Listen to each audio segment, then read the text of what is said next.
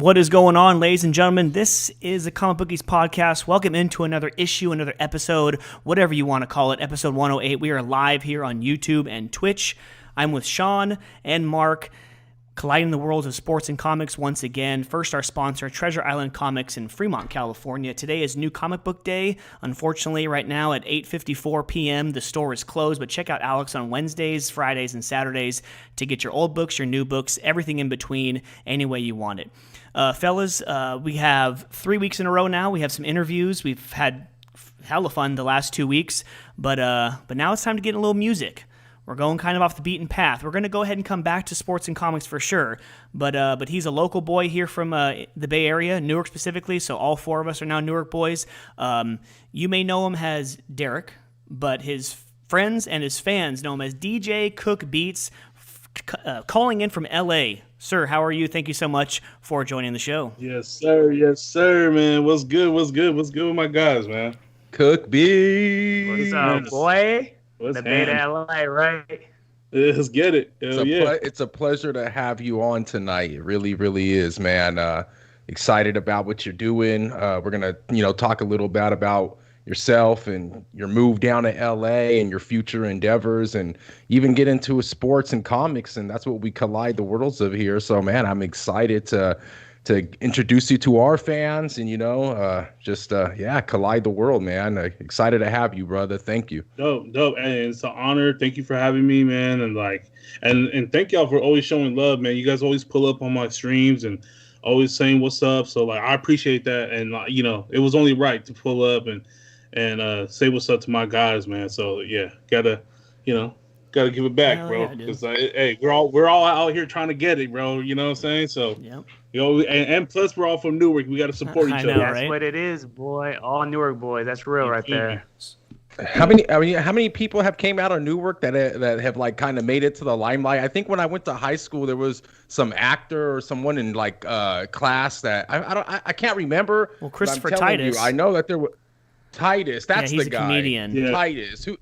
Yeah, that's right. There's very few, but I actually have a pretty dope story. When I first moved out here, I ended up getting a job with iHeartRadio, just on the promo team. And I was working with the alternative station. I think it's like 105 point something, right? And we were in Big Bear, and it was like a all day event. And I'm there helping set up and everything. And then I was actually DJ Scotty Fox, who's also from the Bay. Yep. I'm helping him set up, and I'm kind of freaking out because I'm like, yo, I grew up listening to you on the radio back home in the Bay. And he was like, wait, where you from? I'm from Newark. And he just goes, man, another Newark cat here? What the hell? And I'm like, another? I'm like, who's the first one? He was like, Menace. And Menace is the actual guy from The Woody Show. And The Woody Show, I don't know if you guys are familiar, but it's pretty popping. I think they have it up in the Bay as well. But yeah, Menace is like one of the main guys from The Woody Show who I'm there to help. And then so I go and meet him, and I was like, yo, I heard you're from Newark. And he was like, how you know that? Who told you that? I'm like, Scott. He's like, what you know about Newark? I'm like, I'm from Newark. And he's like, well, he said, what did he say? He's like, where you live by? I'm like, by the Pavilion. He's like, already. If you know the Pavilion, you know Newark, man. Yeah, he was like, I grew up right there off of Lafayette and this and that. That's my grandma's spot. I go there all the time. And I was like, what are the odds? Like, we're here in Big Bear in LA, and we got two Newark cats here. And then from there, he kind of told me like, yo, we have for Newark not being known for like radio, like not having a radio program or anything in that type of a field. iHeart, there's another person from Newark, and then from Apple Music on Beats One Radio, someone who's up there, like very high up there, is also from Newark too. So that was like, damn, that's hella dope. Just seeing that in front of me, it was just inspirational for real. Newark representing, man. That's awesome. Hell yeah. Who would have Who would have thought, right? I mean, that's pretty interesting. We know we got a couple good baseball players out of Newark, but go ahead, Mike. Shout out to my boy Joey Lucchese, and then shout out to Chris Flexen, Hell yeah, man, for dude. real. There it is. I was supposed to see Joey out there in New York last week.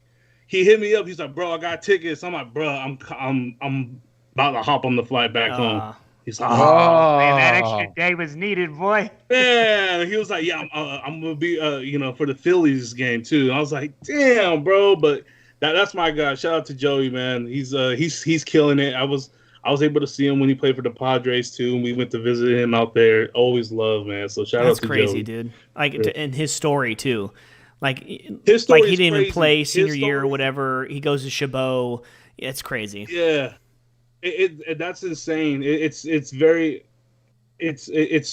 just like what happened in high school was very unfortunate and all that stuff. But then the way he just said, like, man, I'm just gonna keep doing it, bro. And it's like you can really just take that with anything. You know, with anything you want to do, you just kind of just put your head down, and just get through it. Straight up. So yeah, it was. Yeah. I'm pretty sure a former drummer from Slayer went to Newark Memorial too.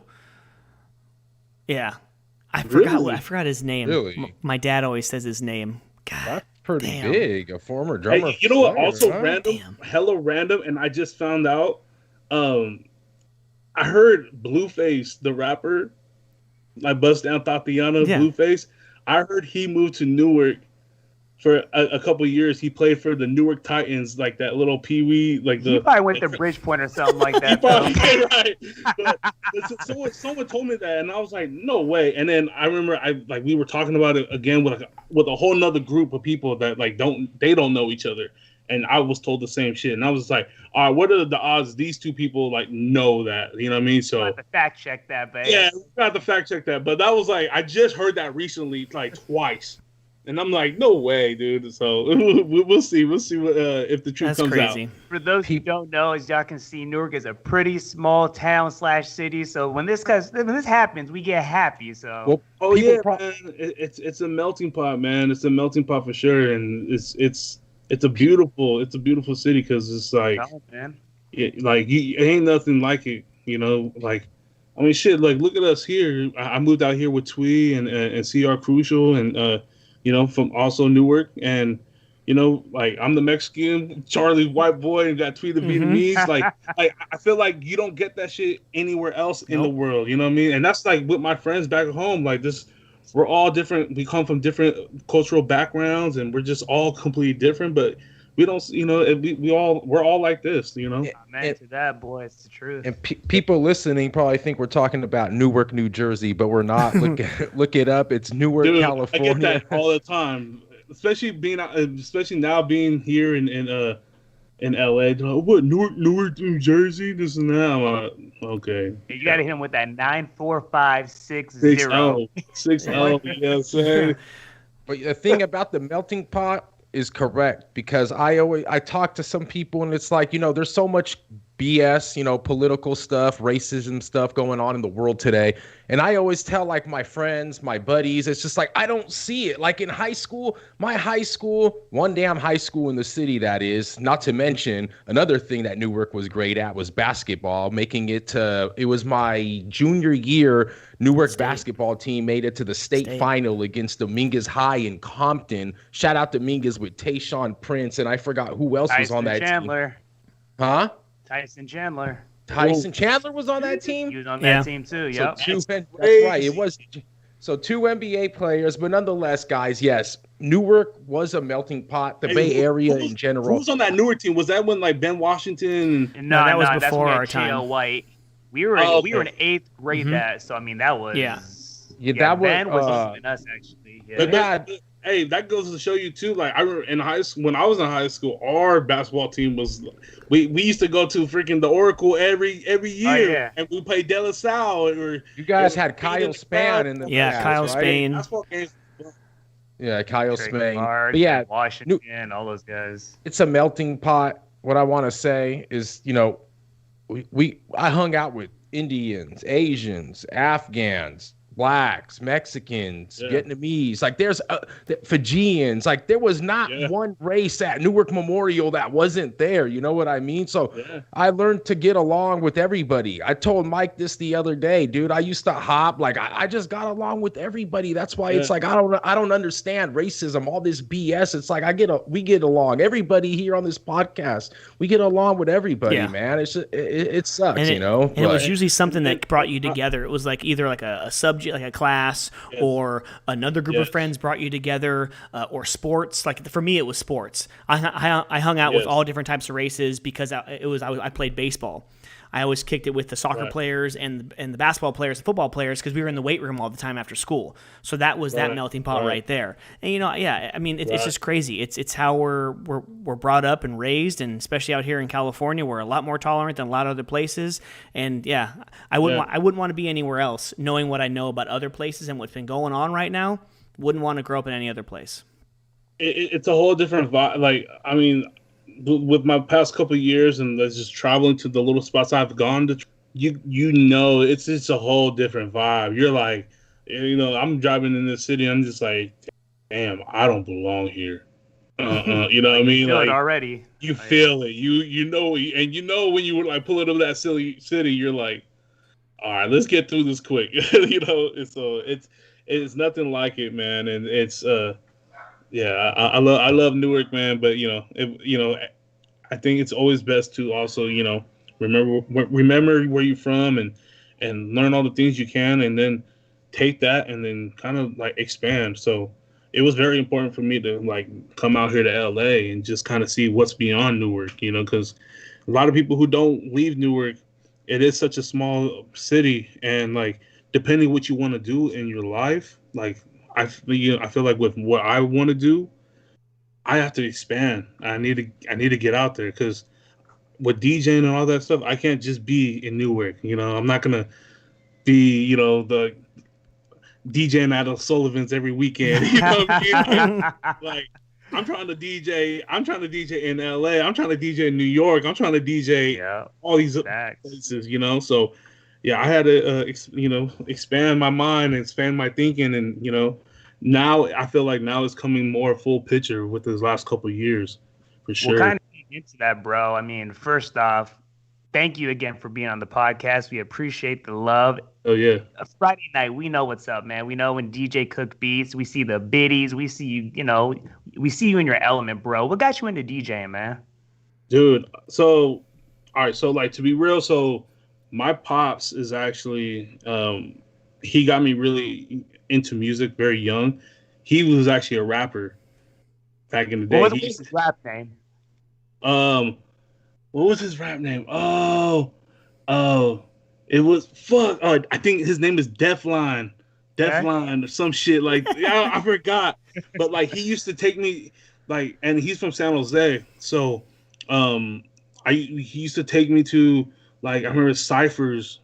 I remember like seeing a whole bunch of dudes breakdancing. Like he used to take me to these like places where like, and then he'd be like, all right, sit right here, and and then he'll hop into ciphers, start rapping and stuff. Yeah, and I'm little, but like I think it's just fun. I'm a kid, but then then when I will go to his house, he didn't really have video games like that. He had a keyboard, he had a 4-track cassette mixer, and a drum pad machine. And I've always messed around with that. Just this is probably like 8-10 years old. Just thinking I'm making something. Then from there, my cousins. This is kind of crazy too. My cousins, they were more into like punk rock and all that stuff. So they actually started making music, and I was like, the guitar is fucking dope. Like, I want to learn how to play guitar. So my cousin taught me how to play guitar. Next thing you know, I'm in their band. And this is all throughout junior high to like freshman year. And then my boy put me on to producing beats. And I was just like, all right, this is dope. Because so you're saying all I need is just this little laptop and I can make a beat? And then that's where I started making beats. I used to have like some of the homies come over. We used to record in my closet, You know what I mean? And, like in high school, we used to. I remember, like, I think my senior year, I didn't have a sixth period, so there was like block day schedule. So it'll be only like the first period, third period, lunch, and then sixth period. Gone. Obviously, I didn't have a sixth period, so then during lunch we'll dip and we'll go to my house and we'll just start making music. Making slaps, and then we show up the next day at school, and then that's where I kind of got my name. Just for as a producer. Plus, I played sports, and especially in football, we normally call each other by our last names. So a lot of people don't even know my name is Derek. Like, still to this day, they're like, Derek, But Derek? everyone just knows me as Cook. Yeah. And Cook is so easy, right? So then, Wait, your last name Cooks? my last name's Cook. Oh, dude, I just found out your real name today in this podcast, bro. There it is. I only know you as Cook. I ain't gonna lie. I asked Mike right before you came on. I'm like, hey, what's Cooks' name, bro? Well, Yeah, I know so- you. I know you through Ray, my barber. So we always refer to you as yeah. Cook. So it's like, man, I was just like, I've always known you as Cook Beats, Cooks. That's crazy. Your last name is Cook.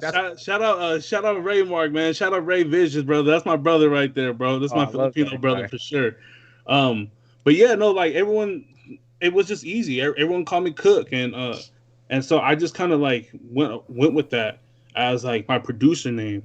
And then because I've always been in love with music, my dad putting me up on game with like hip hop, and then my mom showing me everything else. Like from my mom, I was listening to like Depeche Mode, The Cure, Lisa, Selena. Just the real music. Yeah, I'm listening to a whole bunch of. I'm listening like the most wildest shit. And then my dad too. Like he put me on Led Zeppelin. Rage Against the Machine, which is like my favorite band, and like stuff like that. So like. And then, of course, hanging out with my cousins, they're putting me on with all the punk rock shit. So I'm listening to Dead Kennedys, Misfits, Operation Ivy. Like my head with music, I could listen to music, all different types of music all day. And I love it. So when the iPod came out, that was literally the best invention for me. And making playlists is what I was known for in high school. So like people started learning that, and like people will actually give me their iPod. I'll charge them $5. I'll delete their whole iPod, and I'll put my whole computer onto their stuff, and I'll make playlists. Yeah. This is hustle young, man. Okay. Bro, this is Apple Music. Like I was Apple Music before Apple Music. You know what I'm saying? Like so like doing stuff like that, and like showing up to the high school parties, and then I didn't have no DJ equipment at that time, so I had my playlist. And I remember, like, before I go out to a party, I'll fucking put together the most fire playlist of all the most recent music. The hottest library in the biz. And then I will make sure it goes, like, one would be Lil Wayne, two, this, right? And just kind of making sure we got the whole night soundtrack onto one playlist. And then I remember, like, someone jokingly was just like, DJ Cook. And I was like, that's actually pretty fire. So then that became my producer name. So that's how DJ Cook became a thing. But then there was a point in my life where I was just like, I want to just be completely just a producer. So I'm like, I'm not a DJ. Why do I'm putting myself as a DJ? I think that's disrespectful to the title as a DJ if I'm just a producer. And so I just made it Cook Beats. And then from there, it wasn't until like I got some money. I finally got a little controller, wasn't doing nothing with it. And then a couple years later than that, I got a phone call for a gig. And it was actually the DJ for Newark Memorial. And shout out to my brother Charlie. His mom was like one of the event coordinators for it's a Wernal Formal or something, and she was like, "Yo, I'll give you this much money. You pay with half of this amount. You go get whatever equipment you need, and then the other half you'll get after you're done DJing." And then I'm nervous because I never DJed in front of a whole like audience like Oh, that. it's nerve Your wracking, peers, bro. man. Shoot. And Oh. and that's honestly where like DJ Cook Beats just became a thing, because after that they were booking me for every single school Nice. event at Newark Memorial, and then I'm doing these parties, and just kind of just like fast forward and like here I am, yeah, it's just now I'm DJ Cook Beats, and now I'm making a brand for myself now, and it's like it's becoming almost full circle, and it's an amazing thing. That's gangster. First of all, half now, half later. Like, here's half And here. Get the job No, done. no, exactly. Because I'm just like, I remember Charlie. I was telling Charlie, I was just like, dude, I'm like, I need what? I need 2 monitors. I need lights. I need A fog machine? You know what I mean? Like, I damn. need all this stuff. It's just like, look, I'll pay you half right now and the other half later. You knew the And- hustle. And I made it work. I made it work, bro. And yeah, that was an amazing experience. And it was cool too, because at that time, my little cousin was going to Newark Memorial. So I'm like, hey, I'm DJing your school dance. He was like, so he was kind of telling me, hey, what to play, this and that. And it was so weird for me because like now I know how it felt to be like a teacher at school dances, because you see these little kids are all grinding on each other. I'm just like, bro, I can't play this song right now. You know what I mean? I'm like, dude, this is now I get it. I was like, in high school, you're like, dude, why you hating, to the teacher? But then now you're like, man, I'm being on the outside looking in. I'm like, dude, this is bad, dude. Yeah. Playing no juvenile, no backing nothing up, man. Right. They want Mike Sherm. They want like SOBRBE. They want all the hood slaps. And I'm just like, dude. No, you're getting all 80s love use songs. this. That's it. He brought back that Jodeci. Man, I had to. But I'll be completely transparent. I always thought that the name DJ Cook Beats, because I'm sure you've gotten this before. I was just like, oh, he's serving up the beats. Like he's cooking them up. You know what I mean? DJ Cooks. And honestly, too, I think the at DJ Cook was taken. So then I was just like, well, I'm a producer too. So then let me just put at Cook Beats. And then there was another Cook Beats. And I'm just like, come on, dude. And I couldn't think of anything else. So then I was like, you know what? DJ Cook Beats. And this was, I think I barely changed my Instagram to DJ Cook Beats, at DJ Cook Beats, maybe like 2-3 years ago at that. No more than 3 years ago. That's when I officially made it at DJ Cook Beats. And then now, like, it just looks right. Like, it looks fitting. So Yeah. that's how. But your that's how Twitter it's is still at Cook Beats, correct? It's at Cook Beats because, like, just for the fact that, like, I was the first one to There you go. have Cook Beats on Twitter. You Ain't know, nobody what I else mean? getting that. I'm like, no one's getting that, dude. I don't care, dude. Yeah. Because there's That's a whole what bunch of different. If you look up Cook Beats, there's Cook Beats with a Z, and there's Cook Beats and this and this. I'm like, nah, dude. I'm at Cook Beats, man. You sure? Hey, That's right. Derek, so let's get into like what you've been recently into. So like going from the Bay Area down to LA, and then tell us about like how's it different like music scene wise in LA, and then your recent trip to New York compared to the Bay Area, and like what you dealt with in the first couple of years of your career up until now. Dude, like being in LA, man, it was the most craziest, scary, and the best thing of my life. Right. I was at a crossroads too, where like everyone in our hometown, Newark, they knew me as the DJ producer. Few in Fremont and maybe some in San Jose, but it wasn't getting any bigger than that. So I'm just like, if I don't believe in myself, then why would someone else believe in myself? And before I moved to LA, I was in the medical field. I was working at a pediatrics office, making good pay, full benefits, and all that good stuff. I was there for almost 5 years, and I'm seeing people there for life. It's when you're in the medical field, you're in there for life, and I just call myself, just always like, damn, I want more. And it wasn't till we started going to LA a lot, because the engineer at the time that we were messing with, he had his own studio in LA. And so me, Charlie, and Tweed will go there. We'll go to LA maybe once a month or once every other month. And every time I come back. I come back home to Newark, and I'm just like, I miss it out there. I belong there, right? It's what it felt right. And then our homie, he was like, "Yo," one time we were out there, and he was just like, "Yo, I'm gonna have 2 rooms opened up. Like, you guys think you will ever move out here?" And we're just like, kind of going back and forth about it. And for like the next 2 months, we thought about it, and then I believe it was February 1st of 2018. You remember that day like it was yesterday, huh? Yeah, February Nice. 1st, 2018. We moved out here. I told my mom like the month prior, and it's kind of like, yo, this is what I want to do. And she was like, and what you gonna do? Like, what you got planned? I'm like, I don't know. I'm gonna figure it out. Moms being moms, Straight up. Like most You know what I mean? parents. And I really had no plan. I just knew I needed to be out here. I know if I were to come out here, I'm like, I'm gonna make the most craziest beats. I'm gonna meet, all these different artists, because at the house that we stayed at was also the studio upstairs.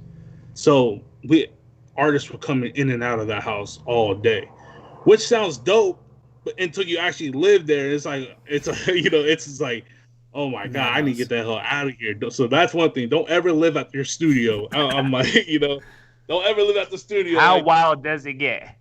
oh, dude, and at that house too. I think total there was 8 people living there. So that's me, Charlie, Twee, and then there was like, we had 4 other roommates, because there's like other rooms, and then we had like 2 people who were always like couch surf. So, and it was just a whole bunch of different people at that time, but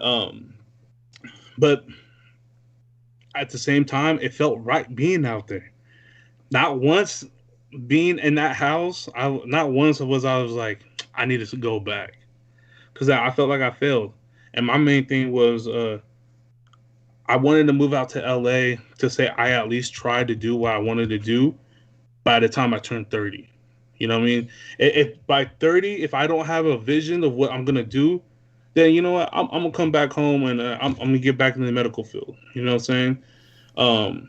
So within my first month, being out here, I met him actually like maybe once or twice, but I've really met one of my good friends, Nico, aka Blitz, which you can also see him. He every now and then he might pop up on my Twitch, and I might pop up on his Twitch too.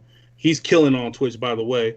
Make sure you give him a follow. But Actually, that time, I am following him, brother. One day after one of your streams, you actually like sent your whole I don't know what you call it. him. Yep, yeah, you rated it. Yeah. I was on your. I ended up in his stream, and I was like, this dude's pretty cool. So I subbed it, or I. Yeah, man. I'm telling you, like, that's my brother, man, for real. Like, we've met prior, before moving to LA, because he booked Twee for a show, and then before she hopped on, he was like, "Yo, can you just play a couple of songs?" I was like, "Sure."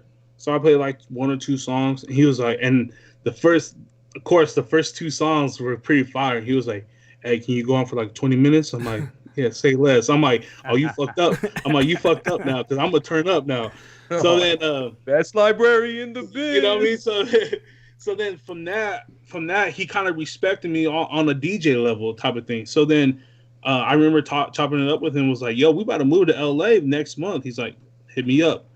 And we had like a little kickback in LA one time, and he came over, and me being being hungry out there, I was like, "Bro, if you need anything, like, you want me to open up for you, you want me to just ride with you, help you set up your whole for your next gig or whatever, hit me up. Like, show me around, dude, because you've been out here a little bit longer than me." He's also from the Bay Area, but he went to school out there, and at that time he was working for the Real 92.3, the radio station out here. So he's a lot more tapped in. So that following Monday, he was like, "Yo," he calls me. He's like, "Yo, long story short, can you DJ this Thursday?"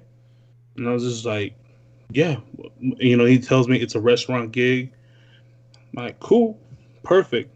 And it's out here in the valley. It's in Woodland Hills. And Woodland Hills is like maybe 20 minutes from Calabasas. So it's around that type of, vibe. You know what I mean? Different energy, boy.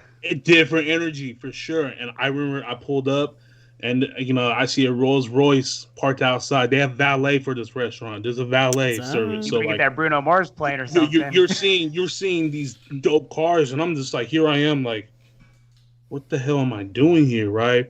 And then I remember I walk in and the music they're playing like EDM type stuff while people are eating. Right, this is a restaurant. I'm just like, I'm not gonna play this music. I remember I set up my stuff and just like, and at first I'm like, all right, where do I go from there? Hit him with some kick sneak or something. Right, and I'm like, and so I was like, let me turn it down and let me get back. Let me start playing these '90s R&B hits and early 2000 hits. And right when I turned that on, I remember everyone just kind of like, yo, who is this kid, man? Like this is kind of a vibe. And then, like, I remember after I got done DJing that day, they're like, "Yo, can you come back next week?" So that was like my first gig, my first month being out there in LA. My first gig, weekly gig, man, was the restaurant gig. One day, so me and Nico, we ended up doing Wednesdays and Thursdays at the restaurant. One day at the restaurant, I'm DJing, vibing, of course. I get tapped on my shoulder and someone's like, yo, you are killing it, dude. Like this and that. Let me take your information down. I work for Dash Radio. And I'm just like, oh shit, yeah, I know Dash Radio. Like it's kind of like satellite radio. It's on the app. Come to find out, that dude who I was talking to is Sean Stockman from Boys to Men. Oh, damn. Mm-hmm. He calls me that following Monday. He offered me my own R&B mix show on his Dash radio station. And like that right there is like a prime example of why it is extremely important to get out, wherever you're from. And, because that won't happen in the Bay. Why? That can have happened in the Bay. I ask you why. Why aren't those opportunities open to you? Why? I feel like the scene out here is you really got to get in where you fit in and know who you know, and it's really a close knit. For sure. Yeah, no. So I feel like in the Bay it's a lot more cliquey, especially being a DJ. You got to be tapped in with these certain cliques. You go to Oakland, there's this main clique. All the popping parties are pretty much from this main clique. You go to San Jose, all the popping parties are this other clique. And I'm cool with all of them, but I'm not super cool like that. I need to find my lane. And my lane was just like, all right, you guys have the Bay. Let me branch out and let me come to LA and let me see what I can do over here. And I feel like opportunities like as such as my, what happened for me was it could only happen out here in LA because everyone is out here, if that makes sense. I feel like now it might be kind of different because the pandemic, a lot of people are moving to San Antonio, Arizona, Vegas, all that stuff. But like at that restaurant where I was DJing at, like one day Jamie Foxx walks in, Kevin Garnett's right over here, fucking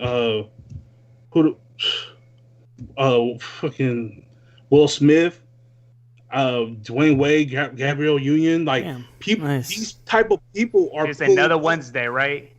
And at first I'm just like, this is insane, but then it does become another Thursday. You know what I mean? I remember one time Zendaya was there, and I played. I know she's a Bay girl, so I remember I played like Kehlani, some Her, and then I hit some Guapole. Her pops comes up to me, asks me for the card. For my card. Damn. So it's like stuff like that only happens out here. You know what I mean? It's insane. Right? It's insane. It only happens when you're carrying the best library in the biz. But and also too, like I feel like everyone comes out here and they're just kind of trying to find their way, right? And it's just like we're like if you're from Oakland, you know where you're gonna go in Oakland. You know what I mean? You're not gonna go to no fancy restaurant, or you know what I mean. You're not gonna do no crazy stuff, right? But like if you're in LA, you're like, I want a steak. You know, I want to go over here. You know, where all the nice, you know, everything's at. So that's why I feel like that only stuff like that will happen in LA. And then so after getting that Dash Radio gig, that was just like another thing to add to my resume. And then from there, again, my boy Nico, he got me into being on the promo team for iHeartRadio. So with being on the promo team, I'm going, you know, they would tell us, all right, go to Compton today and set up shop at a T-Mobile, and you know, hey, Cook, you're in charge of music and just take pictures and do raffles. You know, like we'll do stuff like that, and it was fun, right? We'll go all over LA, and which was the best thing for me because I was able to see LA. You know what I mean? Not just Hollywood and Beverly Hills and all that. Like, no, I'm going in the trenches. I'm over here in Baldwin Park. I'm over here in you know, in Lincoln Heights. I'm over here in the hoods, you know. So it's like I was able to learn so much from being on that in that whole scene. And then being at the radio station, seeing, you know, working with Jay Cruz and working with Big Boy in the Morning, you know, these are idols I looked up to while I was working the 9 to 5 and all that stuff. So, yeah, man. So, like, that kind of, like, kicked off my career right here in LA, man. So then pandemic hit. iHeart let go of everyone.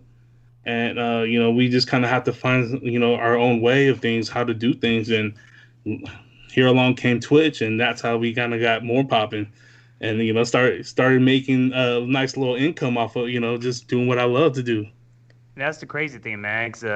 It's like you said, everybody's trying to find their lane. Everyone's doing a whole bunch of different things. I mean, you go from the medical field, you know, kind of that day to day. I got the full time. I'm getting paid good. I got the medical benefits, but you kind of just weren't happy. You knew there was something else you wanted to do.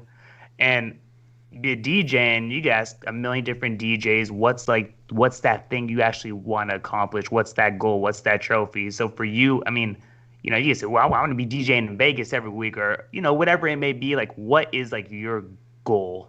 What's like, I guess, one thing you could say? If I did that, I can say, I made it. Like, I think my main goal of anything, just like for like music. So like I said, when I first moved, before I moved out to LA, my main goal was like, all right, I'm gonna be the best producer. Yep. But producing music didn't help me pay the bills. So I learned very quickly DJing, you know, like DJing at that restaurant. I was making like maybe $200 to $300 a week just from that restaurant. Right. So bam, I do two weeks of that. And that's my rent for the month. I'm straight. So I think my main thing with DJing and music in general is just being able to make a living. That's it, man. Just to say I'm doing what I love to do as a job is crazy to me, right? It doesn't sound too crazy, but like when you're actually living, you're like, dude, I got paid such and such from Twitch today. Like, I got my rent covered. That's insane. Yep.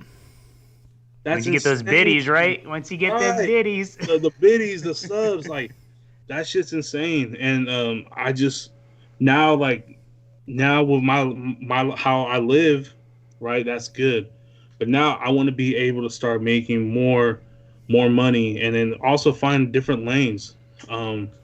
You know, then that's where, like, you know, right now I'm getting into the podcasting, producing, and all that stuff. So there's different lanes I want to, you know, tap in with, so that way I could still make more money and, you know, just live out here. You know what I mean? Just, you know, find my way around and just kind of do what I love to do. So what do you see yourself like in the future doing? I know you just had gone to New York. That sounded like, it looked like, from all your stories and stuff, a great experience. Not only just to be out there, just to experience it, but for professionally as well. So what do you see yourself? Are there any plans down the road to, you're probably going to stay in LA, but to do, you know, other things, travel elsewhere, you know? Yeah, man. I think like laid it down. I mean, honestly, to be real, like I want to say in the near future for things, um, there's new music. My sis Twee got. I'm telling you guys, it's gonna go crazy. And if the pandemic didn't happen already, we'll be torn right now. I can tell you that. Wow. But because the pandemic happened, we were able to work on new projects. So now we're kind of building momentum to that. So I will say for like the near future of things, going on tour, traveling the country, traveling the world off of music and DJing in front of different crowds. I would say that for the near future things as a DJ. Um, Outside of that, now that I'm working with like Bootleg Kev, shout out to Bootleg Kev and shout out to the Bootleg Kev podcast. I'm like training to be the producer of that podcast now. So learning all I can from that aspect of things behind the camera, audio, all that stuff. I'm just trying to have my hand in a whole bunch of different lanes and just kind of like see what happens, like I feel like that's how like everything has been for me. It's been super random, but like when my name is called, I show up and I show out.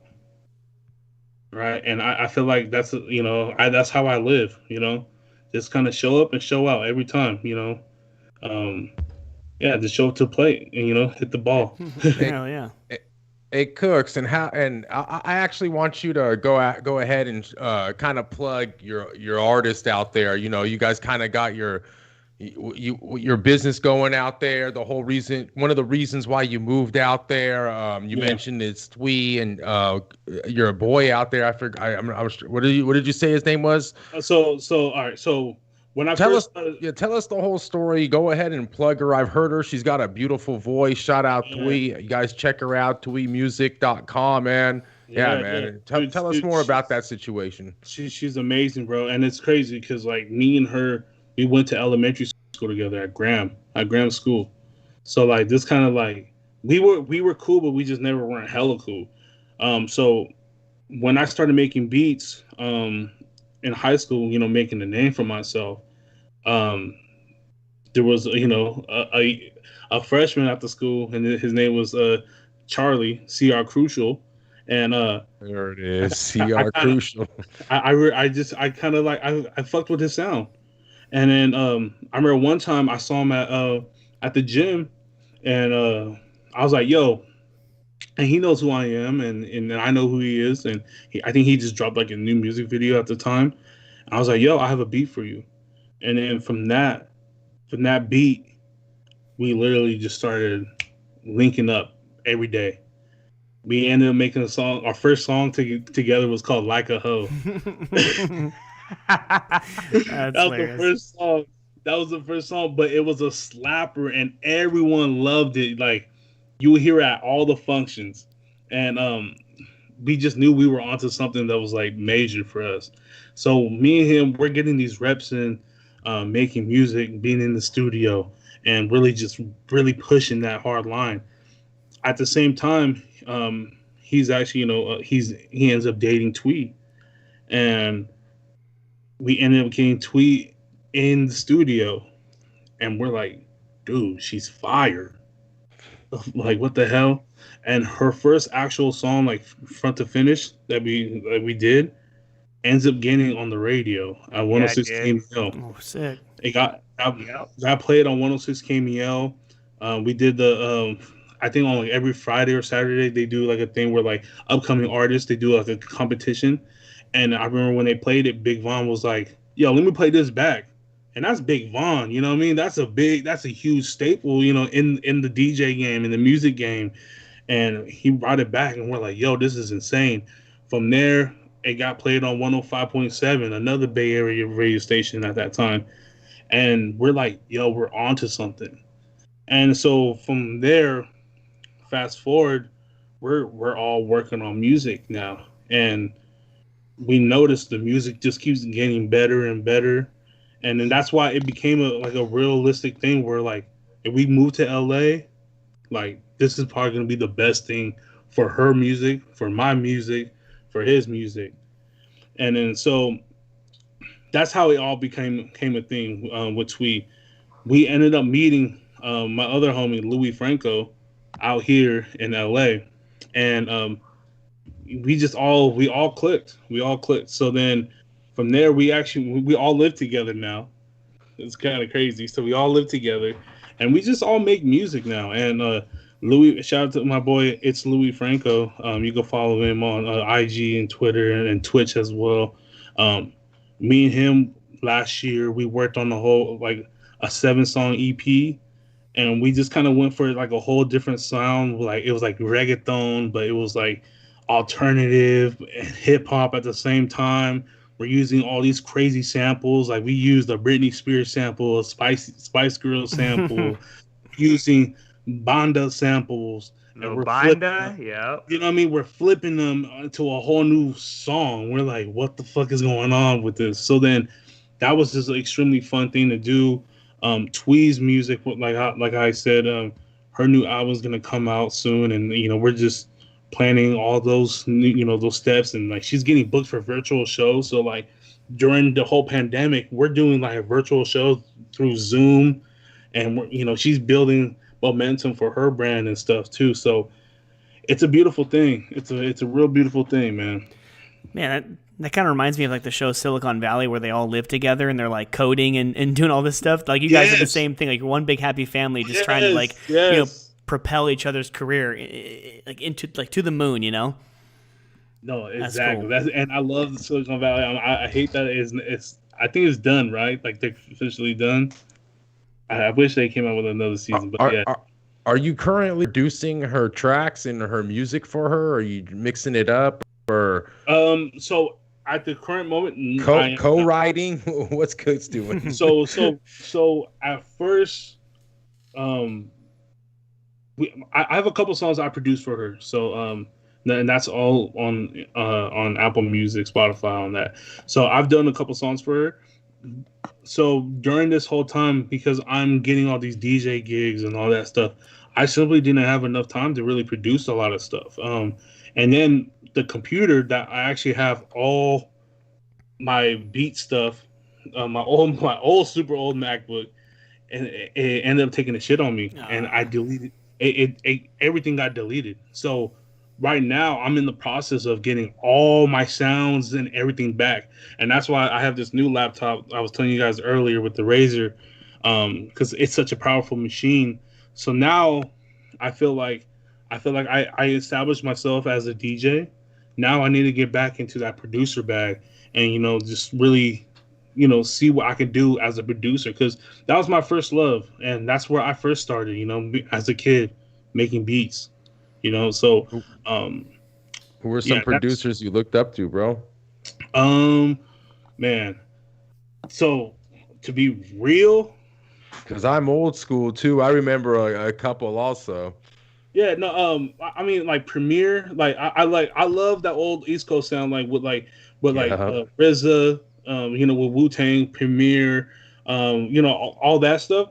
But I feel like in my generation, it was the fact that like 3-6 Mafia. 3-6. There you go. If you go back and listen to some of 3-6 Mafia beats, and I'm just like, yo, sounds so crazy. Juicy J and DJ Paul, like that sound, I loved that sound. And then I loved DJ Battlecat, West Coast legend, those old school, G-Funk anthems, what I mean? So like a mixture of that was like my sound of DJing, sound as a producer. So like those were like those sounds I love. So yeah, as a producer growing up, DJ Battlecat, Juicy J, of course Dr. Dre, Scott Storch. Yeah. I loved. I loved like anything Beastie Boys. Kanye West, man. People forget about his earlier stuff, the early and mid 2000s type. I mean, that guy was awesome. Oh, and of course, even more of a producer, but like Prince. Like I used to love Prince's music, but then I remember when I found out that Prince actually played every single instrument on his albums and recorded them, like that blew my mind. And And I don't know if you caught 60 Minutes last weekend on Channel 5 every Sunday. There was actually a segment on Prince, bro. It Really? was great, talking about the vault and about how he's about to come out with another record because there were so many songs that he just recorded that they have like in the vault and that he just thought was crap. Dude, this guy, like you said, this guy was really a musical genius. And it's actually funny because there's actually a friend of the show that we interviewed one time, guys, Seth Everett, on this show that actually, I don't know, what was he doing, if you guys remember, with a podcast? Yeah, or he was doing something like, podcast or whatever, and then he also got hired to like work for Prince or something like that. I forgot. Like he somehow met Prince, and I thought it was pretty. he's I like forgot what it was. Talked to Prince a couple times, Yeah. and I was like, wow, that's pretty cool. Like our little podcast has gotten to interview a guy, that's like worked with Prince closely and whatnot. So that was pretty cool. So that you bring him up, Prince is a legend, man. Yeah. He really, really is. and it's people ask me too, what's your like most favorite concert? And I tell them Prince, and they be like, "What?" I'm like, "Yep, You I saw him went. twice. Nice. Wow. I saw him. He came. So he did a tour. It was like the $25, 25 dates or something like that. It was super cheap, and he performed at the SAP Center in San Jose $25. Yeah. for $25. Oh, damn. My aunt got tickets. That's That's a robbery. steal right That's there, parking. man. my aunt got tickets, right? And then for some reason they upgraded our seats, so I'm like, we're like up there in the front That's row, cool. and I'm just like taking it all in. I'm just like, yo, this is fucking insane. Like, I remember specifically, like, he's playing the piano, he hops on top of his piano in heels, and then a guy off the stage throws him a guitar. What? He catches the guitar and he just rips it straight solo. Dope. And I'm just like, who is this god right here? You know what I mean? And then the next day, I guess Prince loved the energy so much, he ended up adding a surprise show in Oakland at the Oracle. My aunt ended up getting tickets. Damn. We go see Prince again. He does a completely different set list, That's crazy. front to back. And then he finishes the show, standing ovation for like 20 minutes. The lights turn on at the Oracle, and people are like, No encore or nothing. Damn it. People start walking out. Then all of a sudden, you hear the crowd go crazy. This dude comes back out for another hour. Oh. What? For Damn. another hour. He's doing covers. He's doing his other songs that he didn't perform. That was insane Damn. to me. And I'm so blessed. And shout out to my aunt for taking me to see him. And it was a blessing. That shit was insane. That reminds me of a Green Day I saw years ago, and like Franz Ferdinand, if you remember, like they had like a one-hit wonder, Take Me Out or whatever. Take me Yeah, home. and so they played for like a half an hour, and I'm like, damn, dude, how long is Green Day gonna play? Like only like an hour and a half. They ended up playing for like 2.5 hours. Then they come back for a 45-minute encore. They played like every single song that you thought they would, and then like 15 more songs that you didn't think that they would play. It was just insane. Like those guys who can like last that long day in and day out, because they're doing the same damn thing the next night or 2 nights later. Oh yeah, no, for sure. And also what's pretty dope about Green Day, what people don't know, is back in the day, and probably might around be the same time when you saw them, there was another opening band, and they will wear masks and stuff. That was actually Green Day. They will open up for themselves as a different punk rock Yeah, band. I forgot the name. And then That's they'll hop off crazy. stage. What? They will hop off stage, Yeah. and then they'll come out as Green Day. know what? And they do all the Green Day Get stuff. their warm up Yeah, in. because they used to play small clubs, and they would go, oh, who's playing tonight? they'll Oh, play- such and such and such and something. Like, who the hell is that? And it was freaking Green Day. They went by another name. Green Day, yeah. They'll play at the Gilman. They'll play anywhere in the Bay Area. They show major love, and I remember, just seeing that, and I'm just like, yo, that's so fire. That's so fire to me. Yeah. It's been awesome, man. Hour so far talking all this DJ Cook beats, getting to know really your story into what you do and where you're at right now. Yes, but we are the Comic Bookies podcast that do collide the world of sports and comics, and we let you a Bay kid. You got the A's hat on. Obviously, you're an A's fan. I'm sure you're a Raider fan as well. No, dude. What's a sports story, man? Who do you like right now? Who's a sports team you support? What sports did you play growing up? So I played. I've always played baseball. That was my main sport.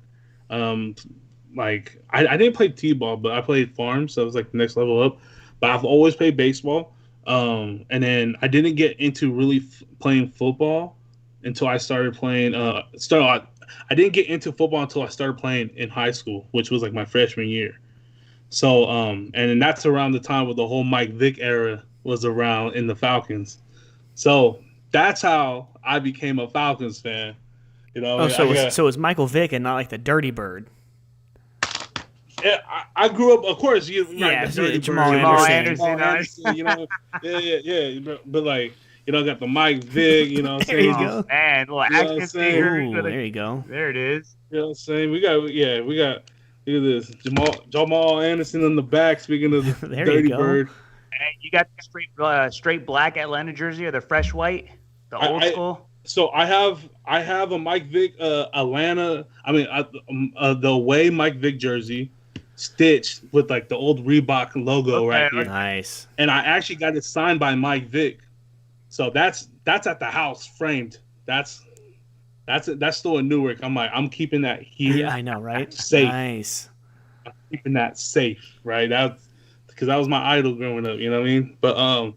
But my first love is baseball, man. I was a huge baseball fan, and seeing the A's, and we went on that 20 game win streak. Yeah. Watching Moneyball was very huge to me because like that was my childhood. We used to go to the A's game. You know what I mean? It's just it was one of the cheapest things to do. Yep. Go to an A's game and just seeing like my childhood on a movie. Because I was at game 2 and I was at game 20 when we had the 20 game win streak. I think I was at like 17 or 18. It was like before that weekend, so I think it was like the Thursday or Friday night against the Tigers before they did the 2 back-to-back walk-offs. Like Miguel Tejada had those 2 back-to-backs. Right. I think I went to the Friday night, and I think 20 was on like a Monday or Tuesday against Kansas City. Yep. When they almost friggin' blew it. And then and for the back to the A's stuff, like I said, we used to go there so much that we had it down to a science. And me and my little cousins, we would get there for batting practice. We'll go to the front. We'll be right there. So, like, I have a Miguel Tejada. I have a Jason Giambi, Mark Ellis, Barry Zito, Tim Hudson, Mark Kotze, which Mark Kotze is the third base coach now. So that's so dope. I mean, I love Ron Washington. That's my guy, but I love Mark Kotze. Mark Kotze was one of my favorite center fielders that we ever had to play for the A's. I actually have a funny story about Mark Kotze. The most iconic Mark Kotze story. So my dad his company used to have the field box seats, the one like row 1 on the third baseline. So you can literally reach over there and touch the grass. Of course, get kicked out if you do that. But we went one day, and it was, oh my God, I'm blanking on the name. Sean, who was the guy who threw the one hitter against the A's? He was on the Angels. He looked like, what was his name? Like 10 years ago. Anyway, so Mark Kotze led off the game with a single, and then he retired 27 straight hitters after that, threw a one-hitter against the A's. I was like, oh, nice game to come to. That was my classic story, but at least Mark Kotze was the one who did it. Mark Kotze. I remember one time I went to a game, and Mark Kotze was in the bullpen, just messing around before a game. And like, I remember we were talking to him, right? Like, he's just, we're just little kids, and we're like, yo, they need to put you in the game, right? He's just like, yeah, you know what I mean? But like, I didn't know, like, at that time, like, he was actually a decent college pitcher. Yeah. Mm-hmm. He was pretty just decent. Like Tim Hudson was like a bomb hitter at Georgia. He's a bomber, right? And I used to love when Tim Hudson was like, "Man, let me put me in." He used every now and then he would put the batting gloves on. He's like, "I'm ready to hit." Like, and Art Howe will go ahead and throw him in, whatever. Art Howe, my favorite You know A's coach ever. I I'm like telling Art you, bro. Howe. Like the A's, like this A's shit, it runs deep in my blood, and with my family too. It really hits a part, of my heart. So when the A's win a World Series, I'm a probably cry like a baby because like I haven't seen one yet. Yeah, I know. What I mean? The last one was '89, so I was born in '91. So I've been waiting years, man. So the pitcher that night was John Lackey. John Lackey. I can't believe I forgot because he recently just like dude. retired probably 5, 6, 7 years ago. So yeah, it was John Lackey threw the damn one hitter against us. John Lackey. He ended up. Didn't he play for the A's too? I don't think so. I'm not sure. Maybe the end of his career year, but I'm not sure. I don't know. I got to admit, Derek, I am a Giants fan, so I have been spoiled the past 10 years getting, the 3 and 6 years. But, it's funny. Mike knows I grew up going to A's games. I actually support the A's up until the playoffs because I can't see y'all win that much. Come on now. But I respect it. I used to go to the San Jose Giants games, man. Those were so much fun. Bro. And I remember one time I went, and this was insane. This is such a dope story. So my dad used to get the tickets were stupid cheap, right? They'd be so cheap. And one game, Omar Vizquel is there playing short. JT Snow's at first. Who was at second? Oh my God. I don't think it wasn't Ray Durham. It was someone else. Ray Durham, man. Right. But like just seeing Omar Vizquel and JT Snow on the field at a minor league game, that was I love baseball. So like I could appreciate stuff like that. That was very huge for me. So yeah, I mean I went to a Giants game. I think I went to it was when you guys the first time you guys went to before you guys went to a World Series. I think it was against the St. Louis Cardinals, and what's his name? Cody Ross. He hit like a walk-off pop-up to left field. I was there at that game.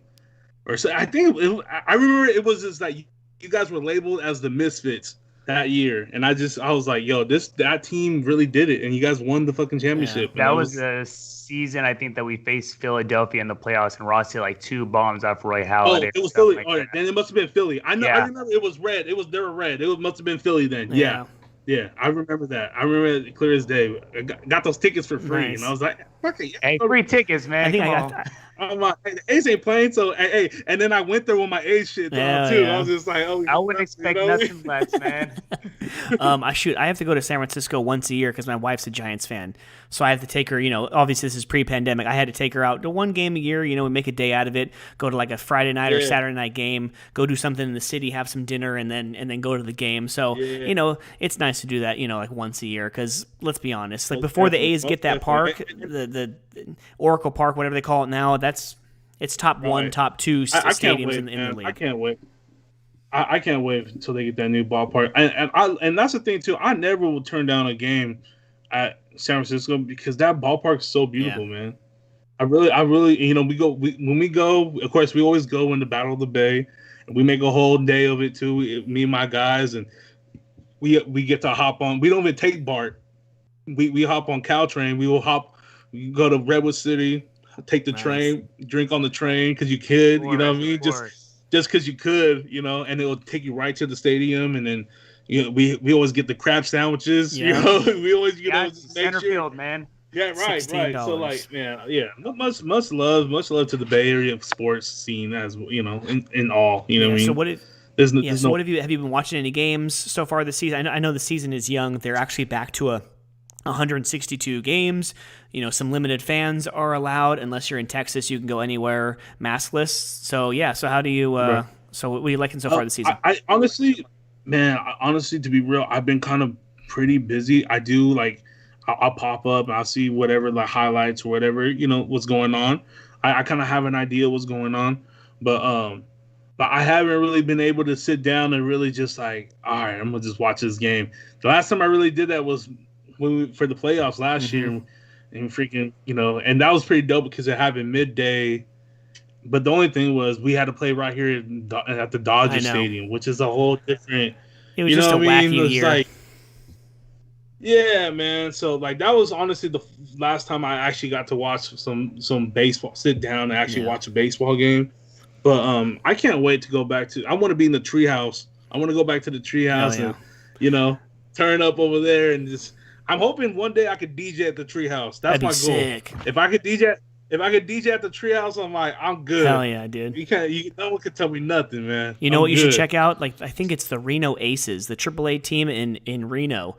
They have like the ballpark is done, and I think Sean, you were with me when we went to Reno for like a guys trip or whatever. And then if you go somewhere in the stadium, there's an after hours bar. There's like a bar.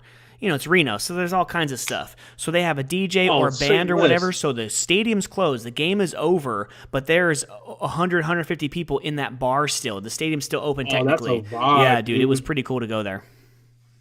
Oh yeah, I'm there. I'm for sure. When I go to Reno, I go to the GSR over there. So I already know the Reno's a vibe. Nice. Shoot, man. So football. So let's kind of get into some football. So your Falcons, they pick number 4. I've been hearing everything under the sun to if they don't pick the tight end, then they're gonna that they should trade. Are they gonna go like 5 straight quarterbacks? Do they believe in Matt Ryan to have a few? Is he a couple more years or not? So this is my thing. If you know me, and we talk sports, I've been saying this for the past 3 or 4 years. The Falcons need to draft a quarterback, right?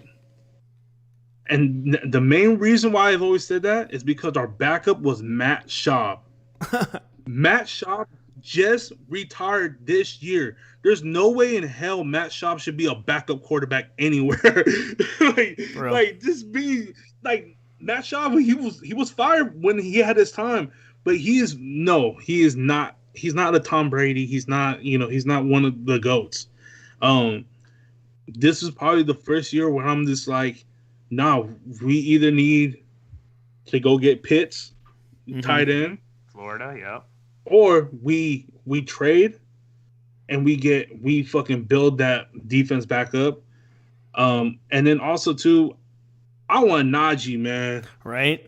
That boy can play, and y'all can use a running back, man. Because look, Matt Ryan delivers the most when he has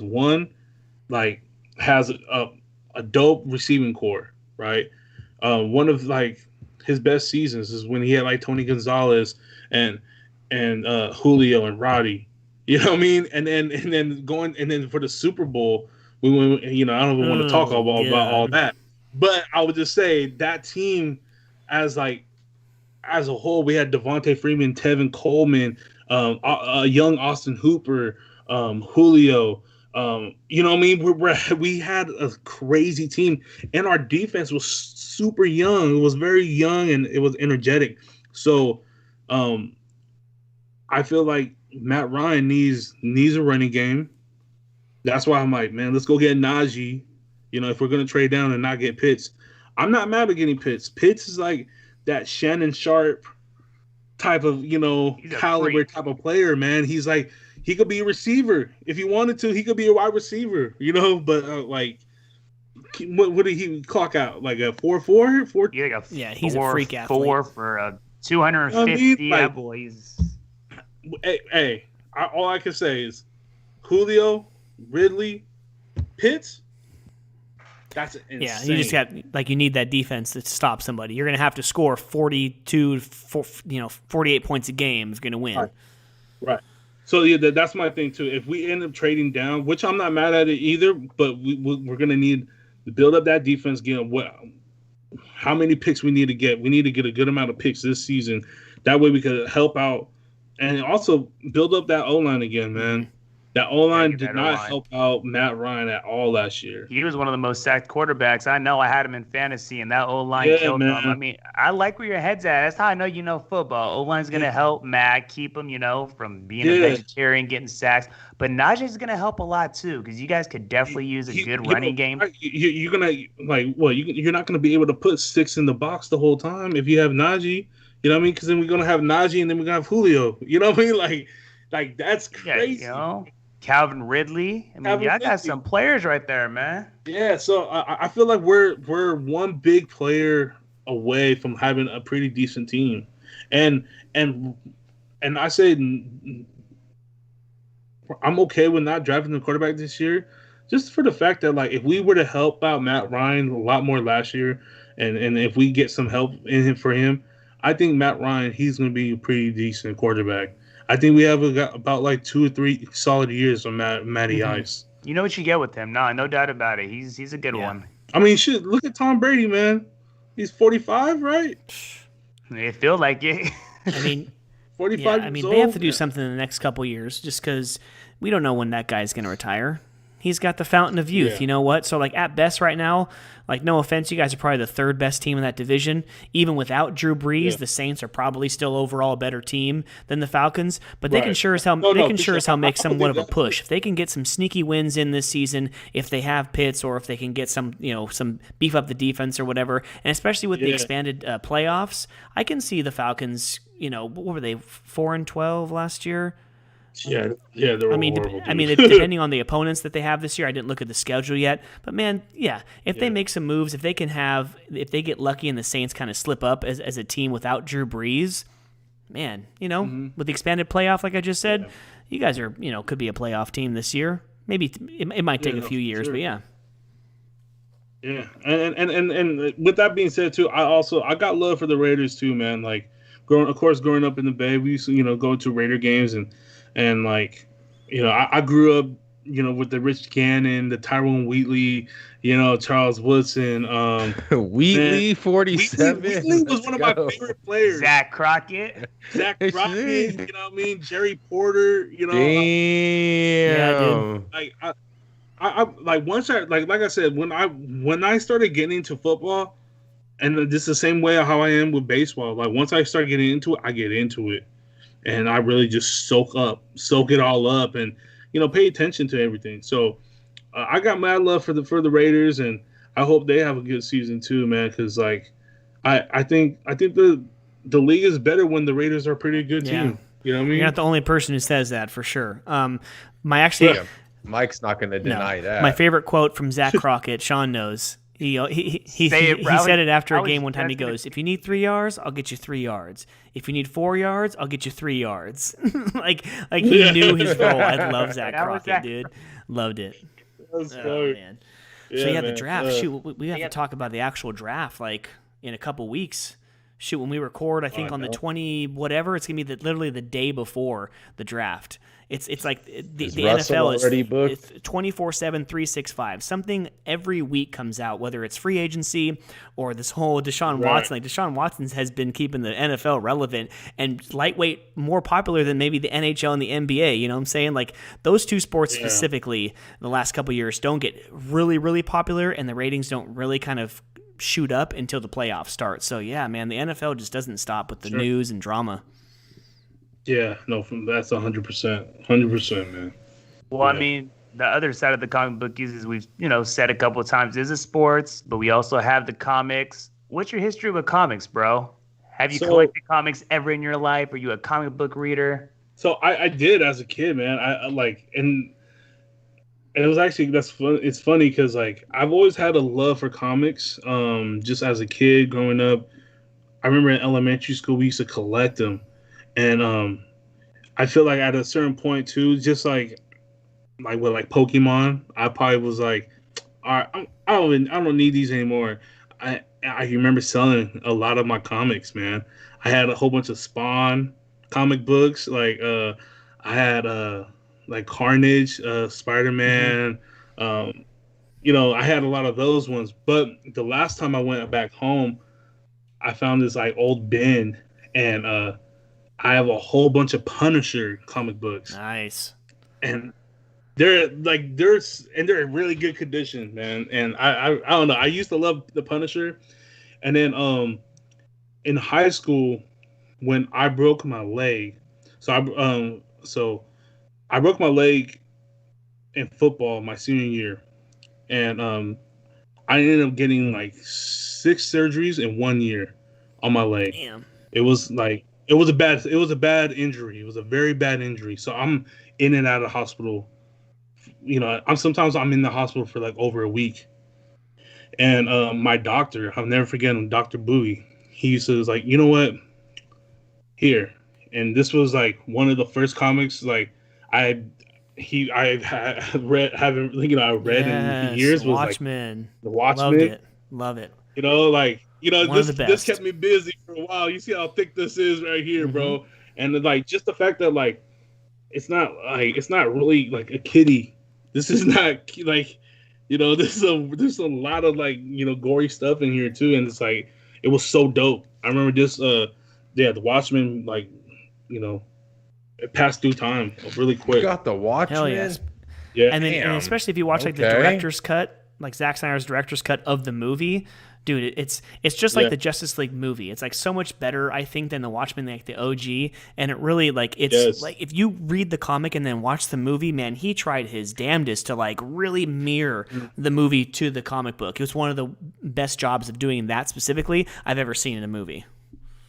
Right. And then also too with my doctor, and so like I remember he checked up on me on this and he's like, "Did you finish it?" I'm like, "Hell yeah, that was good." So then after that, of course, we went to the classic Batman. Yes, Frank Miller's Batman. Right? Yeah. Hell yeah. So you're making Mike happy right now, Derek. Making him real happy. This is the classic, bro. Like this was pretty fucking dope. And then I ended up getting one of these. The Hulk. Oh, cool. Nice. There it is. Awesome. And this is pretty dope. Like, what is it? Hypnotic and what? This is Incredible Hulk. Incredible Hulk. What is it? Hypnotic and Hennessy, baby. Hypnotic and Hennessy. Boy, my first blackout's what it is. Now I'm angry. What is that, Messy Marv? Oh man, that's hella funny. So these right here, these were given to me as a gift from my doctor, and I will always hold these on, cherish these because these were it was a very crazy time in my life, being in and out of the hospital, and those kind of kept me busy. So I've always had love for comics. So when the movie started coming out, I'm not even a big time reader, so like that already. Are a game changer. Explain it, Cooks. Come on, the movies are a game changer. Explain it, baby. I'm not that big of a reader, so when the movies started coming out, I was hooked. Right, so it's like now I'm like I'm so into the Marvel universe and all this. So I've been watching even all these new shows now too. It's amazing, bro. It's amazing what has happened over the years with Marvel in general. Just like favorite character. Well, Disney, baby. Disney bought him out. Disney got that mouse money. We know. Mike, tell him about the mouse money. Mikey, okay. My favorite character, Deadpool, man. Yeah, that guy's good. Deadpool is like, he's just when they made him a movie, I was just like, let's go. Like I remember when they had Deadpool on the Spider-Man cartoons back in the day, and like just how funny he was. Like that was such a dope, it was fire. So Deadpool is for sure my favorite Marvel character for sure. Hell yeah. I mean, it's just crazy what they've been able to do with all like the CGI and just the technology. Like we wouldn't see any of this. We wouldn't see such a dope version of the Hulk or Iron Man or even like what they just did to Cyborg. Like, come on, can you imagine seeing Cyborg looking that realistic like 20 years ago? Hell no. So finally, when like James Cameron had the idea of Avatar in his head before he even made Titanic in the mid 90s, and finally he was like, I just have to. The technology's got to catch up. So finally, he gets the technology. He makes a dope ass movie that I think finally was dethroned, like all time money making, because they re-released Endgame like overseas, like in China or Japan or whatever, and so it made even more money. I think it finally got dethroned. But man, some of these movies, it's just incredible. Yes, they throw hundreds of millions of dollars at it, but they just make it all back and then some. Yeah, man, the budgets are crazy, and like I'm so excited for the new Venom and Carnage. I love Carnage. Yeah, Carnage is dope. Venom and Carnage. I used to have the old Super Nintendo Carnage video game. Damn. Oh man, you're going real throwback, bro. Yeah, and I used to love it because my favorite color was red off top. So I loved it because like I remember seeing it first and like the actual game was red. I'm like, none of the games are red. So like that was like already just like, all right, this is fire. So then I used to play it and I was like, oh, Carnage is I love Carnage. Carnage is fire. And Woody Harrelson's gonna be playing Carnage, right, Mike? Yeah. Yeah. So what do you think? So like about shows, like do you watch any like the Netflix shows, like the Luke Cage or like the CW shows like Flash and Arrow and stuff, or do you watch some of these Disney Plus ones? Like, did you watch Wanda Vision or Falcon and Winter Soldier currently going on now? Like, do you watch any of that? Yeah. So for Netflix, I hella like Daredevil. Yeah, Daredevil was probably the best one. One of my favorite shows, bro. Daredevil was fire. Punisher, of course. Like the fact that they got I don't know, I forgot his name, but the dude that plays Punisher. You can't protect him, Rick. The guy from Walking Dead. Yeah, exactly from Walking Dead. The fact that they got him as to play Punisher was like I think that was the role for him. You know, Best Punisher ever, bro. Best Punisher, hands down. Yeah. So I was really into that whole series. I wasn't too much into the Luke Cage. I watched it. It didn't really, stick out to me that much. But and WandaVision took me a while. I watched the first episode, and then I was just what the hell is this? And then I and it was funny too because like I watched maybe like 5 or 10 minutes of the second episode. I'm like, oh dude, forget this. This is like whack. Everyone. But We're then the same way, bro.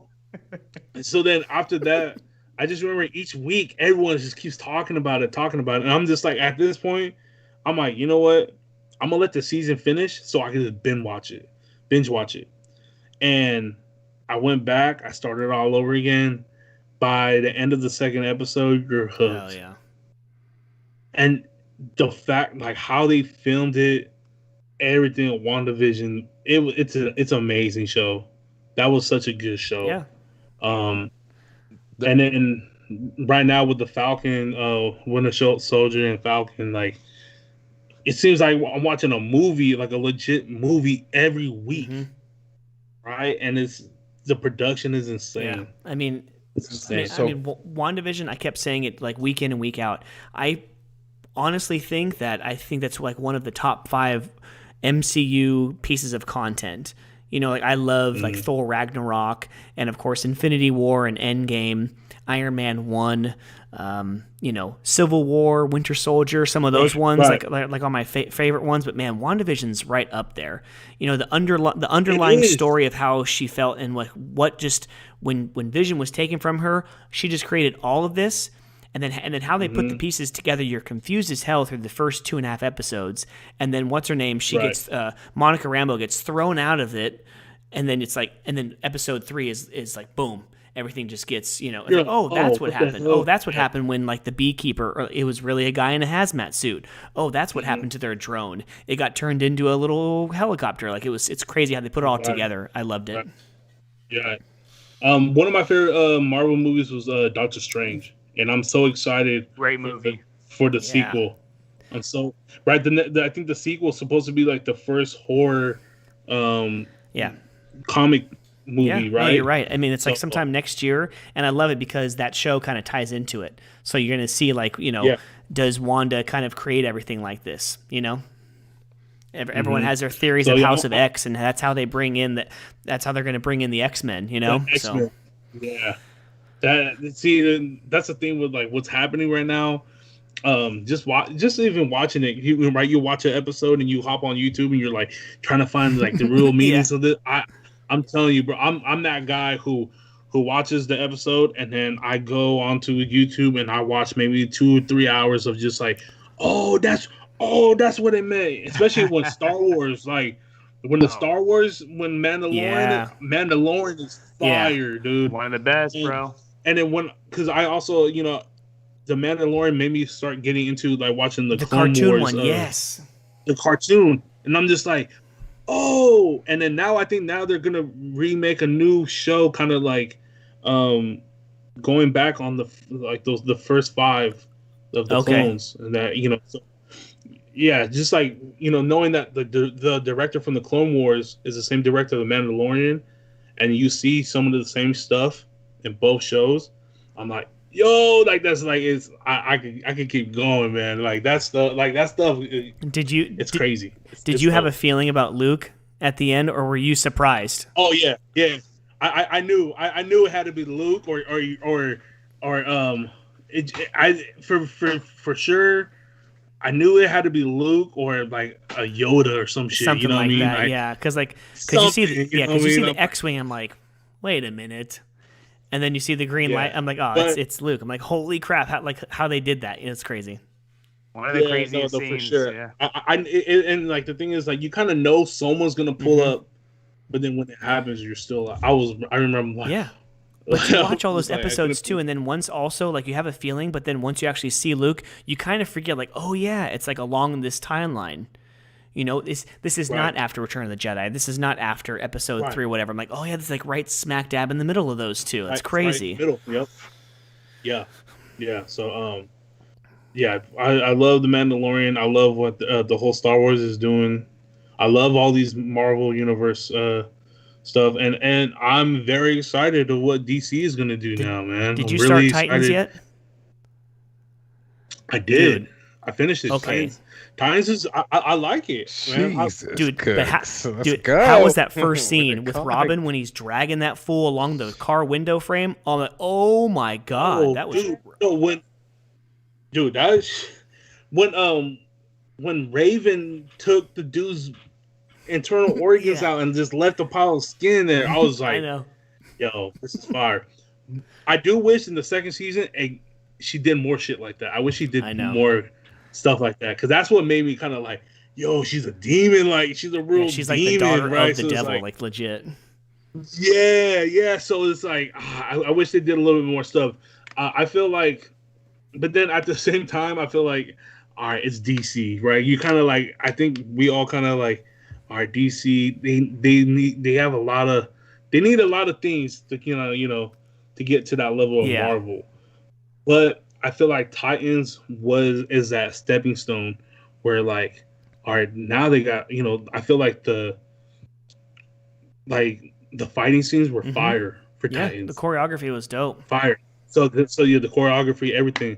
I feel like they started incorporating a lot more of that in these new movies coming out, and all. I feel like, and then with the whole Snyder cut coming out, I'm very excited. Yeah. I'm very excited. We got Black Adam coming out soon. I mean, year. So I wasn't a big fan of Shazam, but with all like the money that they're getting, I think DC, man, I think they're kind of like tired of being the little brother. I remember DC being like that guy. Batman was the shit. I mean, if you like Titans, please go watch like the first. I think the second season was shortened because of COVID, but Doom Patrol was good. It's wacky as hell. It's like, what did I just fucking watch? Like, it's crazy like that, but it's a good show. Unfortunately, they had some like accounting issues, and they didn't have as much money as they thought they did. But that one and only season of the Swamp Thing that's on HBO Max now, this is all from the DC universe. Like everything that DC universe, I feel, was pretty fire. And then the show that they had to go on CW, but it was supposed to be on DC Universe's Stargirl. That's up there, I think, with The Flash. The first season was out. So the CW shows are hit or miss. Like I really like Stargirl, The Flash, and of course Arrow, but now that's over. But everything besides that, like Legends of Tomorrow is okay, Black Lightning's okay, Batwoman's like like isn't the Flash is supposed to be having his own movie coming out soon? It's going to be a different actor. Yeah. Obviously, it's the guy from Justice League, but he's coming out I think next year. Did you watch Justice League, Cook? Yeah. So your opinion, obviously, we didn't get too much of a backstory on the Flash like we did on Cyborg.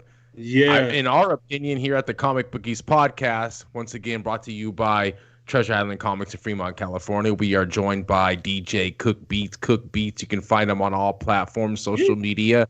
Nonetheless, though, we think the reason why is because we're going to kind of get a little bit of a origin, even though Mike here doesn't want to hear it, the aficionado, he doesn't want to hear it. But Sean Barry Allen is his guy. This is why I still subscribe to Flash, and I still got him on our pull list. Yeah. But I think that Flash, we're gonna get a little bit of an origin story because we didn't get it in Justice League in the 4-hour spectacular, and we did get it from Cyborg. So I think they're holding it back. They're trying to build Flash into a little bit bigger character.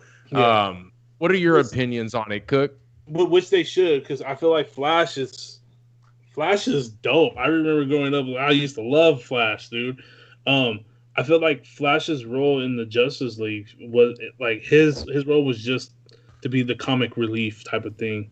Of course, towards the end, right? You know, he played a huge role towards the end, but yeah, that's why I'm actually pretty excited for his movie because we're gonna get the backstory and then see what he becomes. He might become like the Spider-Man of the DC universe. Yeah. Know what I mean? Yeah, the guy who did It, Andy Muschietti, he's doing the movie. Whoa. Yeah. So is there going to be some kind of a horror aspect to it? They're doing a specific story Flashpoint. I didn't know that. That's crazy. Yeah. So Flashpoint, if you don't know the story, he like literally goes back in time to save his mom, right? Because his mom was killed by Reverse Flash, and then when he comes back to like what our present time is, he rewrote everything. So his mom's alive, but now Themyscira with the Amazons are at war with Atlantis, and like everything is effed up. The night that the Waynes were killed, Martha Wayne and Bruce Wayne were killed. So the dad, Thomas, he becomes Batman, but he uses guns now, and he's like, the sheriff in town. It's a crazy effed up story, and so I think we're gonna get that. I don't, but we're gonna get multiple Flashes, Yeah. And we're gonna get multiple Batmans. Like Michael Keaton's even set to appear in that Flash movie as one of the Batmans, So that's crazy, dude. And I love how now like the companies are not afraid of going rated R. Yes, hell yeah. Right, Marvel. I feel like it, bro. Marvel. I feel like that's where they messed up on Venom, right? Like Venom was supposed to be a rated R film. Tom Hardy, and then Sony was not playing that. They made it a PG-13. Made Tom Hardy like redo a whole bunch of different lines to make it fit under PG-13. Now that like with the whole Carnage, because I'm like, all right, if you have Carnage coming out, it better be rated R. Do they not see what happened to Deadpool? Like the love he gets from all those movies. It blew up. So that's why I love Deadpool, because Deadpool changed the game. He changed the game once again. He's always changing the game, whether if it was on Super Nintendo as a cartridge, you know what I mean? Like whatever, he's changing the game. Dude. So, yeah, man. So like, I hope they make more like rated R films and all that stuff. I know they're doing the DC Black Label series. I mean, for books? For movies. Oh. Well, I mean, so currently we have I know, right? Like, are you breaking news? Because like we have a DC Black Label for like the last couple years to where we get kind of like there are some rated R ones. The size of the book sometimes is a prestige one where it's a lot bigger, but so that's like our DC Black Label to where a little more rated R.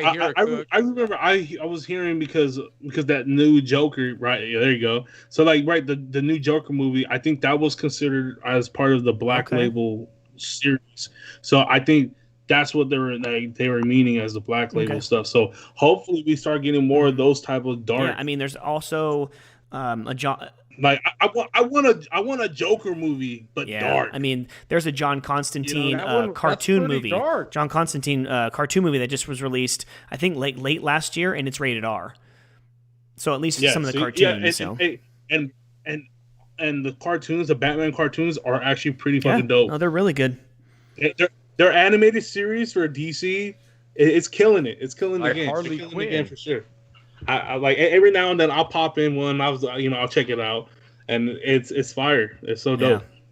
So I would say here, Cook, you're more of a Marvel fan. I would say, right? Yeah, for sure. So I was almost picking this up today at Treasure Island Comics Spider-Man, Spider Shadow. Mike, did you see that on the shelf today? I did see it, sir. So I almost picked it up. I did not because I decided to add 2 books to the pool. I actually ordered 4 more books, number ones that are coming out through previews. But I highly suggest everybody to get some previews out there by the 18th. You can order them and you can get them in when they come out in 2 to 3 months. But nonetheless, right, Cooks, right here, I believe this is for you. It's the number 1 came out today. So if there's a comic book store down there in your LA area within your radius, I suggest you check it out because it's a 4-part series. You don't have to commit to it. You know, I know that newer readers, as myself, before I started this podcast, I told myself, Mike, there's no way in hell you think I'm going to read 8, 7 comic books a week. No, I can't do it, right? I'll stick to 3, 4. Now I'm knee deep in the game. But nonetheless, when you got a comic that's only 4 parts, it's a mini series, you can kind of get in and get out, which is something that I like to do now with the smaller publishers.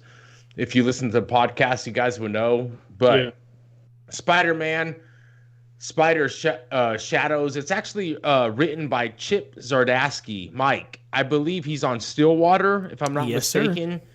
Sir. I've seen his name come up a couple times. So he's a pretty well-known writer, but what if Peter Parker became Venom? This is from leagueofcomicgeeks.com. I come here every week, guys, to figure out what I'm getting for the next week. But what if Peter Parker became Venom? Peter Parker once put on an alien suit that nearly destroyed his life. But what if he'd never taken it off? Ignoring every warning, Spidey embraces the dark symbiote. Haunted by terrible nightmares and exhausted by the endless barrage of bad guys, Peter can't seem to catch a break these days. So when the Hobgoblin attacks, he finds a hero at the end of his rope. And vulnerable to the new dark impulses, Spider-Man is about to change his rules. But is only truly if Peter Parker, who is in charge, creates powerhouse, or who's created powerhouse, Chip Zdarsky, blah, blah, blah. So I think this would be a perfect book for you because you just told me how much you're into Carnage, Venom, Spider-Man. It's a 4-part series coming out from Marvel. And, you know, it's something that you can get into, read a little bit, because we all love the movies here, man. The movies are easy to get into, but part of the Comic Bookie podcast, we try to get people into the books a little bit more, reading a little bit more, you know, but I mean, I think that's something you might like, Cooks. I just decided to put it out to you. What was it called again? It's called Spider-Man, Spider Shadow. Part 1 of 4 literally came out today on Wednesday, the 14th of April, 2021. And it's a 4-part series, so it'll probably last until what? Dude, hey, this cover looks fucking dope. That's what I'm saying, bro.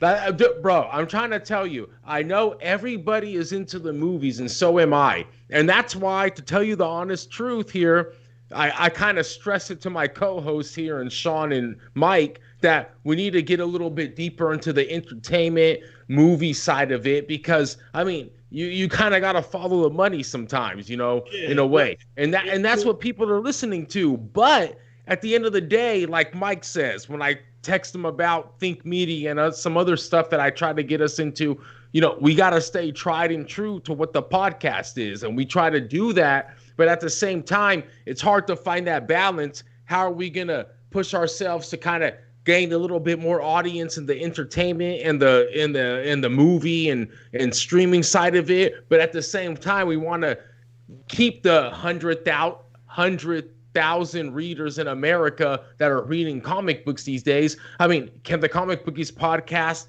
be an influence to try to push it to maybe 200,000, 300,000? I mean, we got 350 million people in this country, and you're telling me not even 500,000 are reading comic books?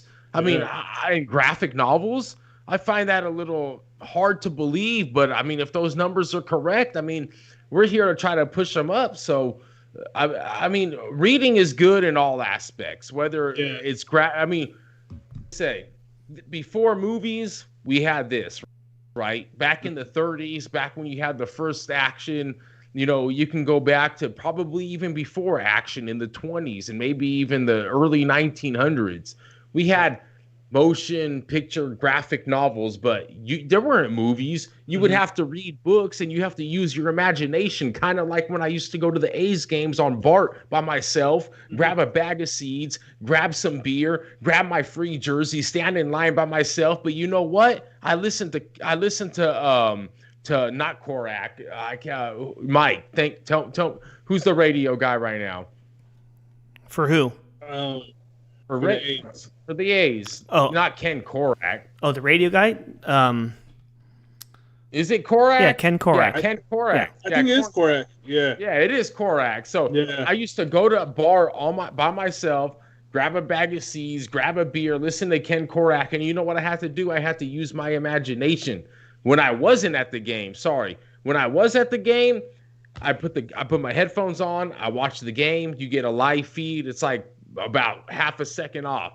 But that's why I love listening to baseball on the radio, because I have to paint the picture in my head. And certain announcers do a better job than other ones, but comic books do that in a way. When I read a comic book, I tell Mike, I don't watch much streaming. I don't watch many movies. But what I do, I'm trying to get myself in a lot more books, and it kind of helps me expand my mind into like thinking differently about how I can immerse myself into a book more than just watching a screen.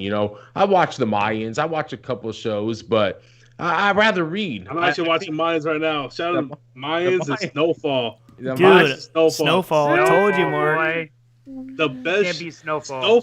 Snowfall is the best show. Period. Hands down, the best. Told you, show. Mark. The best. Hands down. Period. Okay, so I'm telling you, don't spoil. What up with Jerome? Yeah, don't spoil anything. Don't spoil anything, because I'm like 3-4 episodes behind. I just finished the episode where bro, I'm caught up, bro. Where Leon he's at the house. He's at Scully's, like the grandma's house or whatever, the aunt's house, and the car pulls up and he shoots the car. I was like, no, that I couldn't breathe for about 5 seconds when you just see the little limp body of the little girl dead in the car. I'm like, oh my god, no. So when that scene happened, that's when I was just like, this is the best show. Yes.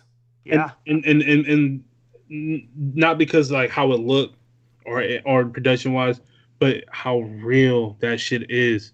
When you're in that lifestyle, that shit sometimes it's not even gonna touch you. If you're in that lifestyle, it might not even touch you. It's gonna touch the people around you. And like that shit hit hard, because like that shit is so real to this day. It happens. Yeah, man. That everything about that show, the production, the coloring, the cinematic, all of it, is amazing. And the fact that like, what's the main director of the show? John Singleton, I think his name is. Died. He passed away last year. So this whole new season, he wasn't even around. So the fact that they're doing it without him is such amazing, and they're carrying the torch in such a good way. And the fact that like they're doing this all without him, that's what made me also like, yo, they're killing it. This is the best. We got like 2 episodes left, I think, right? Tomorrow and next week. So. Oh man, crazy. But yeah, man, I and you know what? If going back to the comic books, like I actually been like kind of like I want to get back into something like. Especially with the pandemic, like a lot of my homies, they're getting back in the Pokemon cards, and like that was cool, but it doesn't resonate with me as much as like, the comics. Bro, I have a whole backlog of I got like the first 16 volumes of Walking Dead. I got plenty of Batman. I got this show that was like on Sci-Fi. It's called Deadly Class. I have the first 3 or 4 volumes, dude. Shoot me a DM after the episode, and I will send you stuff down to LA, bro. I got tons of stuff to read.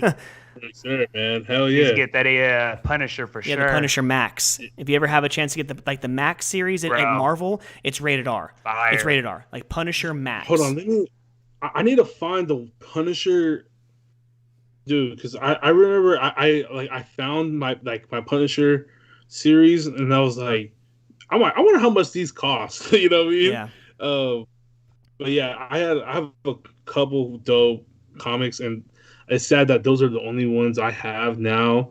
Um, but yeah, I want to get back into it for sure, man. My bad, guys. I'm over here Oh looking no, at you're all the good, man. comic, all the Bro, prices. you the guest, bro. It's good. Yeah, I think if you guys are good, I think we're getting to it now at the end of the episode. But Derek, I really appreciate you jumping on the episode with us. You know, Hell yeah, man. Much love for episode real. 108 was fire, man. This was fun as hell. Oh, right here. This is what I have. Punisher Warzone. Oh, that looks dope too. Ooh, number one. Okay. I have that. I have like this, and then like 5 other from this whole That series. looks kind of older too. It looks like 80s. Like Yeah, like this 80s, this is maybe early 90s. You gotta Yeah, check that eBay, boy. See what it's worth. right. I know, dude. This was fire. When did it come back? Yeah, Volume 1 came out There you 1992. go. But Yeah, man. But So Derek, aka DJ Cook Beats, please give out all of your handles and stuff. Tell people where they can find you, bro. yes, sir. You can follow me on Instagram at DJ Cook Beats. On Twitter, Cook Beats. Also, hit me up on Twitch, man, at DJ Cook Beats, man. I'm gonna be DJing, at least like 3 to 4 times a week. Now, coming back from New York, I've been kind of busy with this new podcast gig that I'm working for. So check out the new podcast for the Bootleg Kev podcast. So I'm working behind the scenes on that. So check that out. What's it about, man? Tell the fans what's a Bootleg Kev podcast about. So Bootleg Kev is a DJ. He's from Arizona. And he was at Real 92.3 and a whole bunch of different radio stations as well. So his podcast, he just pretty much he just shoots the shit with like anyone, and it's like I remember just in the small time I've been working with him. Is he from the Bay? He's from Arizona. Okay. So within the last like 2 months, like we had Ricky Williams pull up, Carl Crawford. Ricky Williams bring that blunt too, or what? Yeah. You bring that fire? Dude, Ricky, and I didn't even know he gave Ricky my number, right? So I'm setting up, and I get a phone call from like a random number. I was like, I answer it. I'm like, hello? He's like, hey man, it's Ricky. I'm at the door. I was like, what the hell? I was like, all right. He thought he was gonna say your warranty on your car is expired. But yeah, man. So like, yeah, the podcast is so dope. Every week there's dope artists. This week we had Kid Ink, and then Thursday we're dropping the new interview with Conway from Griselda from Buffalo, New York, and just crazy interview, such a dope interview. Before the interview happened, we spent the whole day in Buffalo, New York. We're riding around Buffalo, New York with Conway and Westside Gun. They taking us to all the dope spots, all their food spots. They're taking us to their hood spots. They're taking us to their houses where I've never seen a person run their city like that. We're in a 6-car convoy. I remember at one light we get stopped. And we're at a red light. A car pulls up right next to us. He's like, "You guys know where you're going?" We're like, "Nah, we're following the convoy." He's like, "Don't worry about it. Follow me." It's still red light. He stops traffic, and we just all right, and everyone just stops, and then we just find our way. We get back into the convoy. They took care of us, man, out there. It was amazing. It was an amazing experience. It was a blessing. You riding through the boroughs, if you don't mind me asking. Yeah, man. We was in the Bronx. We went to the Bronx. We went to Brooklyn. We was really in the trenches. We're interviewing a lot of the new upcoming drill rappers from New York. There's a whole new music scene in the hip hop industry in New York right now, and it's like a mixture of trap music and it's its own whole scene. It's insane. It's like what the hyphy music was to us. This is their shit. You know what I mean? Okay. It's not meant for everyone, and like even to me, I was just like, all right, I'm good off of this. But seeing it in person, being in the studio with these guys, and they're like, "Yo, this is." Like now, when I hear it, I'm like, "Yo, this is fire right Same here." You thing, know what I'm saying? yeah. So you played them last night on your stream. I did at the end of the night. Yeah. I dig the second song more than I dig the first song. Yeah. Right when you started playing them off, I don't remember exactly the artist, but I mean, I respect it, man. The first dude sounded a little bit more like the Pop Smoke 50 Cent type of voice, that deep voice, you know what I mean? Yeah.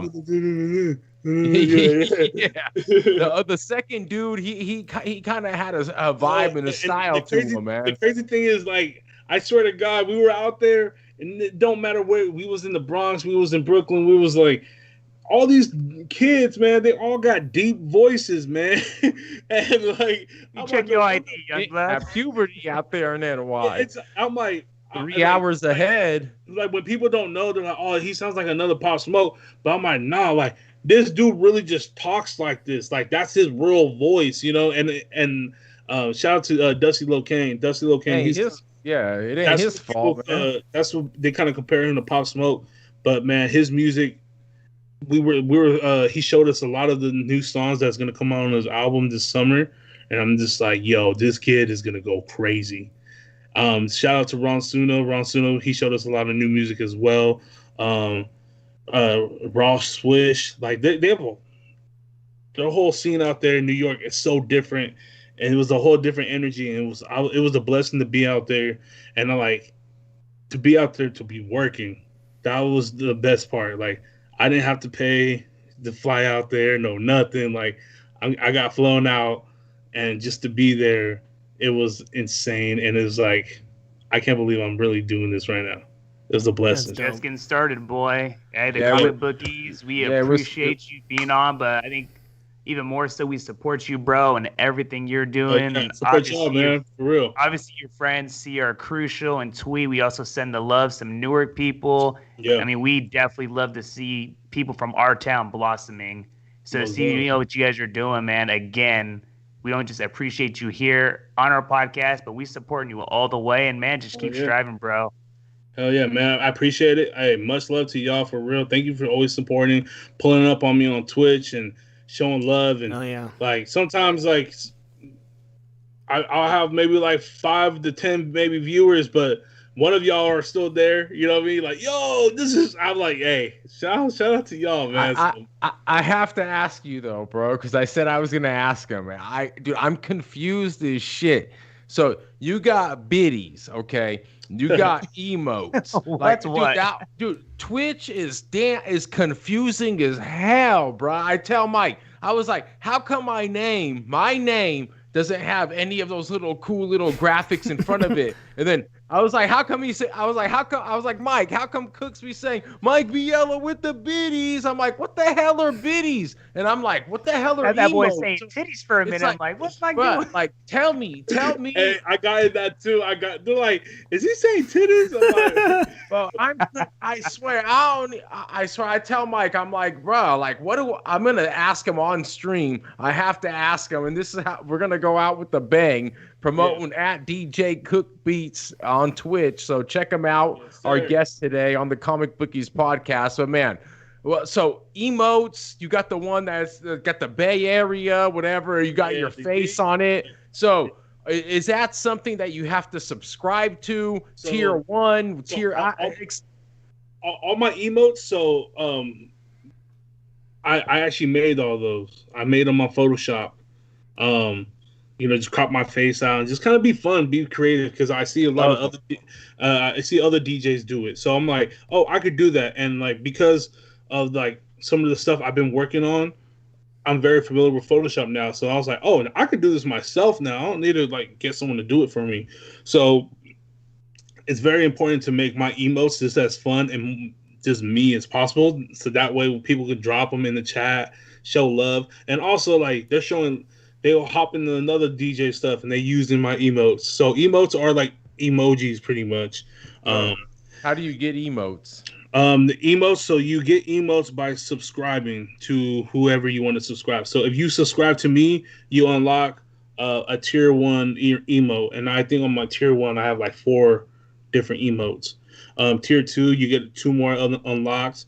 And now recently, if you drop over, I think it's like if you drop over 1,000 biddies in my chat, like lifetime, you get a certain emote that I also made, and it's so on and so on, like 10,000 bits, and also bits are like Twitch currency. Mm-hmm. I say biddies because it's just funner, right? Yeah. Oh, no doubt. So like biddies is slang, and the correct term is bits. Yep. So biddies and emotes are completely different. Yes. Yeah. Okay. And then yeah, man, it's just like the emotes are just there, kind of just hype it up, hype up the crowd. And then when I DJ too, I got the green screen in the back, so when people put whatever emotes, their emotes are flying behind me, going crazy and stuff. I don't give a damn. The best one you got is the damn Dave Chappelle. Come on, baby.